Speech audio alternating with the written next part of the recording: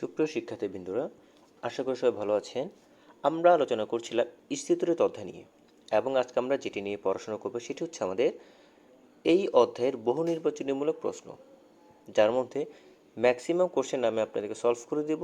শুধুমাত্র question number 4 number থেকে 16 নম্বর প্রশ্ন, এগুলো হচ্ছে খুবই সহজ, এগুলো আপনারা নিজেরাই সমাধান করবেন। আমি 1 নাম্বারটি আপনার জন্য করে দিচ্ছি 1 নাম্বার থেকে। সেটি হচ্ছে, দুইটি আধানের মধ্যবর্তী আকর্ষণ বা বিকর্ষণ বলের ভার নিচের কোনটির উপর নির্ভর করে না? অপশন হচ্ছে আধান দুটির পরিমাণের উপর। আমরা জানি আকর্ষণ বা বিকর্ষণ বলের মান আধান দ্বয়ের গুণফলের সমানুপাতিক, তার মানে এর উপর নির্ভর করবে। খ হচ্ছে আধান দুটির মধ্যবর্তী দূরত্বের উপর। আমরা জানি এফ এর মান মধ্যবর্তী দূরত্বের বর্গমূলের ব্যস্তানুপাতিক, তার মানে এর উপর দূরত্বের উপর নির্ভর করে।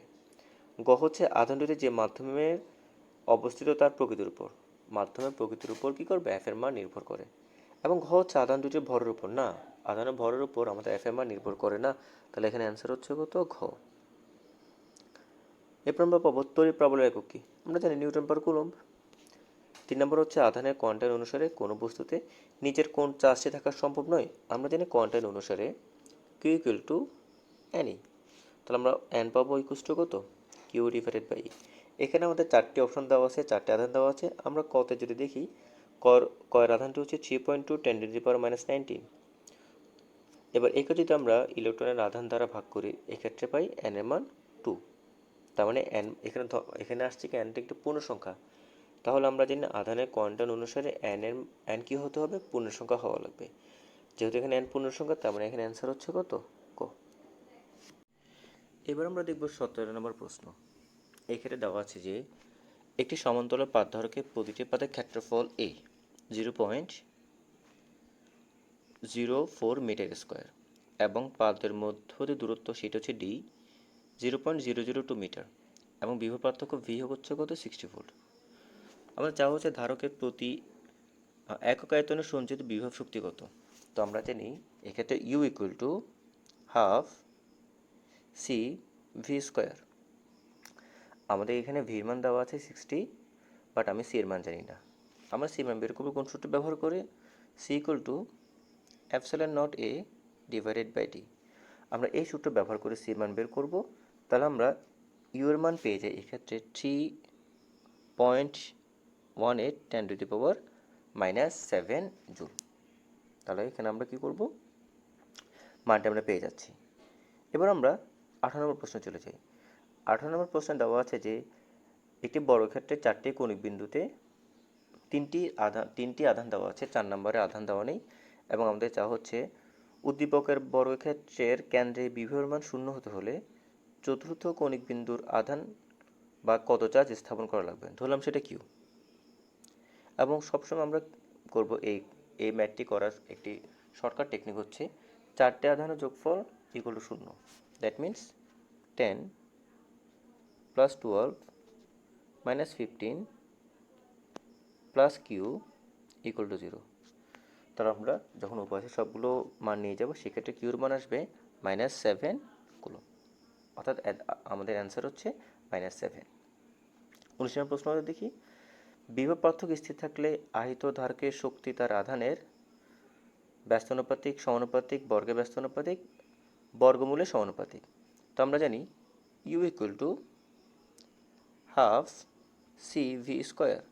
তো ভি যদি ধ্রুবক থাকে, তাহলে আমরা দেখতে পাচ্ছি ইউ সমানুপাতিক সি, অর্থাৎ আমাদের সঞ্চিত শক্তি হচ্ছে আধানের সাথে সমানুপাতিক। তাহলে অ্যান্সার হচ্ছে খ। 20 নম্বরটি দেখি। একটি তড়িৎদ্বিমেরুর আধান দুটির পরিমাণ কত হবে? আমরা জানি তড়িৎদ্বিমেরু হচ্ছে দুইটি আধানের মান সমান কিন্তু বিপরীতধর্মী। তো এবং এক্ষেত্রে অপশনটা হচ্ছে গ, কারণ গতে আমাদের আধান দুইটি মান সমান 5 × 10⁻⁻19। একটি ধনাত্মক, এটি হচ্ছে ঋণাত্মক। তাহলে এক্ষেত্রে অ্যান্সারটা তাহলে কী হবে? গ। 21 নম্বরটা দেখি, একটু খেয়াল করে আমরা 21 নম্বরটি, খুব ইম্পর্টেন্ট। যে কোনো গোলকের পৃষ্ঠে 20 কুলম্ব মানের 10টি আধান সুষমভাবে ছড়িয়ে দেওয়া হলো। তাহলে একটি হচ্ছে 20 করে 10টি ভ্যালু, তাহলে কত?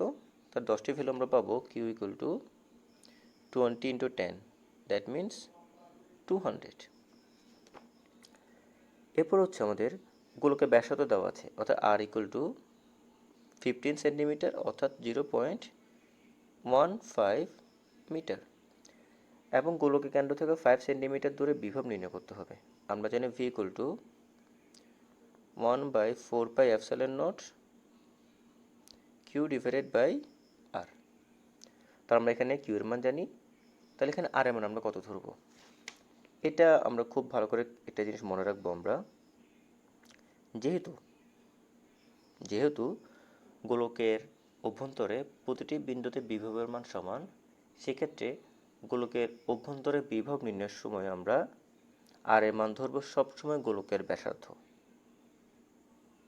তাহলে আমরা এক্ষেত্রে আমরা যখন মানটি বের করব, তখন মানটি আসবে আমাদের, আমরা একটু দেখি, 9 × 10⁹ 9 × 10⁹ ইন্টু কিউর মান কত ছিল? 200, ডিভাইডেড বাই আমাদের গোলকের ব্যাসার্ধ হচ্ছে 0.15 মিটার। দ্যাট মিনস আমাদের অ্যান্সার আসবে 1.2 10⁻13। তাহলে এখানে অ্যান্সারটি হচ্ছে ক। 22 নম্বরে আমরা আসলাম, যেখানে 4টি ধারক দেওয়া হচ্ছে, প্রতিটি ধারকের মান হচ্ছে 2 মাইক্রোফ্যারাডে করে। আমাদের তুল্য ধারকত্ব নির্ণয় করতে হবে। আমরা দেখতে পাচ্ছি 2 এবং 3 ধারকদ্বয় শ্রেণীতে সংযুক্ত এবং প্রতিটি ধারকের মান সমান। তাহলে এক্ষেত্রে আমাদের তুল্য ধারকত্ব হবে ওই ধারকের মানের অর্ধেক, অর্থাৎ 1 মাইক্রোফ্যারাডে। যখন দুইটি সমান ধারক পরস্পর শ্রেণীতে সংযুক্ত থাকবে, তখন তাদের তুল্য ধারকত্ব হবে তাদের মানের অর্ধেক। তাহলে আমরা এক্ষেত্রে পাবো 1।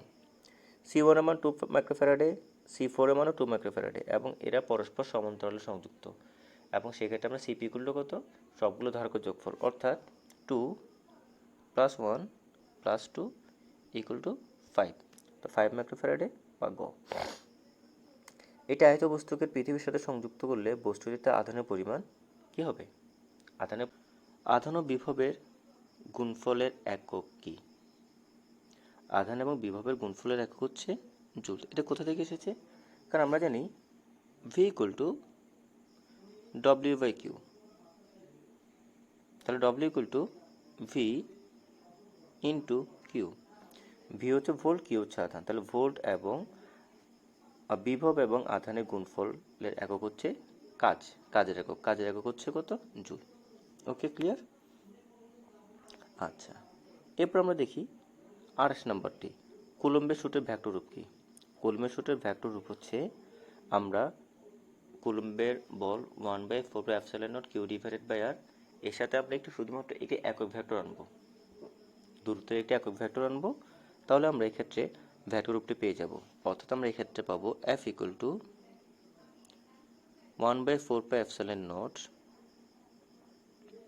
Into Q1 Q2 divided by R square. তো আমরা একটি একক ভেক্টর আনবো, সেটা হচ্ছে অবশ্যই দিকের জন্য, সেটা হচ্ছে আমাদের আর একক ভেক্টর। তো আমরা জানি আর একক ভেক্টর গুলো কত হবে? 1/4πε0 Q1 Q2 divided by R square into R একক ভেক্টর মানে হচ্ছে ভেক্টর আর ডিভাইডেড বাই আমাদের আর ভেক্টরের মান, সেটা হচ্ছে কত? আর। তাহলে আমরা দেখতে পাচ্ছি আর স্কোয়ার এবং আর গুণফল মিলে কি হয়ে যাবে? আর কিউব হয়ে যাবে। তাহলে আমরা এখানে কি পাচ্ছি? তাহলে আমরা তাহলে অ্যান্সারটি পাবো গ, 1/4πε0 Q1 Q2 আর কিউব ইন্টু ভেক্টর আর। এবার আমরা দেখব 29 নম্বর প্রশ্নটি, চিত্রে আর বিন্দুতে শূন্য মাধ্যমে তড়িৎ প্রাবল্য কত হবে? আমরা আবার বলছি যে চিত্রে আর বিন্দুতে শূন্য মাধ্যমে তড়িৎ প্রাবল্য কত হবে? আমরা দেখতে পাচ্ছি চিত্রের মধ্যে আর বিন্দুটি হচ্ছে এ এবং বি পাতের ঠিক বাইরে। এক্ষেত্রে কোনো ধরনের আধান নেই বা তড়িৎ বলয়ের এখানে কিছুই নেই। তাহলে সেক্ষেত্রে আমাদের প্রাবল্যের মান অবশ্যই শূন্য। আপেক্ষিক ব্যাধনযোগ্যতা কার সবচেয়ে বেশি? এটাকে আমরা একটু মনে রাখবো যে আপেক্ষিক ব্যাধনযোগ্যতা সবচেয়ে বেশি অভ্রের। অভ্র হচ্ছে এক ধরনের কাপড়। 33 নম্বর, একটি আয়ত ধারকের সঞ্চিত শক্তি নির্ভর করে ধারকের সঞ্চিত আধানের উপর, অবশ্যই কিউর উপর নির্ভর করবে। আমরা 32 নম্বরে 3 নম্বর অপশনটা খেয়াল করি, U equal to 1/2 Q V. তো কিউ আসছে না, কিউ হচ্ছে আমাদের আধান। দ্যাট মিনস আমাদের 1 নম্বরটি সত্য। আধানের দুই প্রাতে বিভব পার্থক্যের উপর হাফ CV², অর্থাৎ ভি এর সাথে আমাদের সম্পর্কযুক্ত, তাহলে এটিও সত্য। আধানের ধারকত্বের উপর half C V square, C হচ্ছে ধারকত্ব, তাহলে এখানে অ্যান্সার হচ্ছে 1 2 3। 34, ইলেকট্রনের ক্ষেত্রে প্রযোজ্য ধনাত্মক ঋণাত্মক চার্জ প্রযোজ্য। ধনাত্মক চার্জ না, ইলেকট্রনের চার্জ কখনো ধনাত্মক হয় না, ভর আছে, এটা সত্য। কারণ ইলেকট্রনের ভর হচ্ছে কত, 9.1 10⁻31 কেজি, তাহলে অ্যান্সার হচ্ছে 1 এবং 3। তিনটি তথ্য দেওয়া আছে, কোনো বস্তুটির মোট আধানের পরিমাণ ইলেকট্রনের আধানের পূর্ণ সংখ্যক গুণিত কি হবে? এটাই আধানের কোয়ান্টায়ন বা চার্জের কোয়ান্টায়ন, তাহলে এটা সত্য। দুইটি আধানের মধ্যকার পারস্পরিক বলের মান তাদের মধ্যবর্তী মাধ্যমের প্রকৃতির উপর নির্ভর করে না, এটি মিথ্যা। মাধ্যমের প্রকৃতির উপর নির্ভর করে। তড়িৎ দ্বিমেরুর ভ্রামকের মান হচ্ছে দ্বিমেরুর যে কোনো একটি আধান এবং এটি মধ্যবর্তী দূরত্বের গুণফলের সমান। আমরা জানি P equal to Q into 2L। এখানে কিউ হচ্ছে যে কোনো একটি আধান আর 2L হচ্ছে আধানদের মধ্যবর্তী দূরত্ব, তাহলে 3 নম্বরটি সত্য। তাহলে এখানে অ্যান্সার হচ্ছে 1 এবং 3, অর্থাৎ 35 বা গ। আমরা 36টি একটু খেয়াল করি, কারণ নিচের একটা বর্তনী দেওয়া আছে, যে বর্তনী আলোকে আমরা 36 এবং 37 নম্বর প্রশ্নের উত্তর দেব।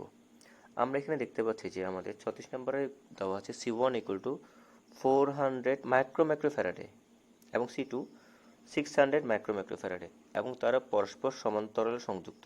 তাহলে আমাদের সিপি গুলো কি পাবো আমরা, দুটোর যোগফল, অর্থাৎ 1000 মাইক্রোফ্যারাডে। তাহলে আমরা জানি 1000 ইন্টু মাইক্রো মান হচ্ছে 10⁻⁻6 ইন্টু 10⁻⁻6 ফ্যারাডে। দুইটা মাইক্রোর জন্য দুইটি 10⁻⁻6। তার আমরা দেখতে পাচ্ছি এখানে 1000 এবং 10⁻6 মিলে থাকবে কত, 10⁻3। এখানে 10⁻6, তাহলে আমরা ফাইনালি পাবো 1 ইন্টু 10⁻9 ফ্যারাডে। 37 প্রশ্ন হচ্ছে ধারক দুইটির আধানের অনুপাত কত? আমরা জানি C equal to Q divided by V, তাহলে কিউ ইকুয়াল টু কত, সিভি। তাহলে কিউর সাথে সি এর সম্পর্ক হচ্ছে কত, সমানুপাতিক।